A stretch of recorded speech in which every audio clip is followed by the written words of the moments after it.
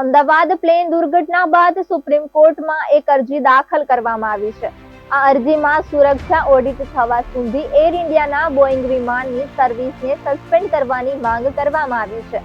તેમાં કહેવામાં આવ્યું છે કે અકસ્માત અને બાકી રહેલા જાળવણી કેસોને ધ્યાનમાં રાખીને સુપ્રીમ કોર્ટે 2 અઠવાડિયા સુરક્ષા ઓડિટ ન થાય ત્યાં સુધી એર ઇન્ડિયાના બોઇંગ વિમાનના ઓપરેશનને સ્થગિત કરવાનો આદેશ જાહેર કરવો જોઈએ. સુપ્રીમ કોર્ટમાં આ અરજી વકીલ અજય બંસલે દાખલ કરી છે.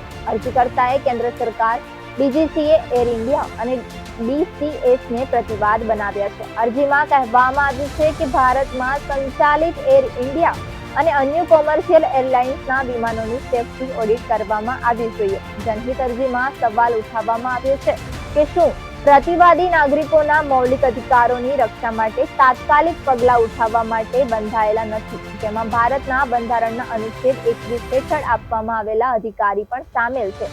શું નાગરિકોના અધિકારો અને જીવનની રક્ષા માટે ટૂંકા ગાળાના અને લાંબા ગાળાના કયા પગલાં લેવાની જરૂર છે?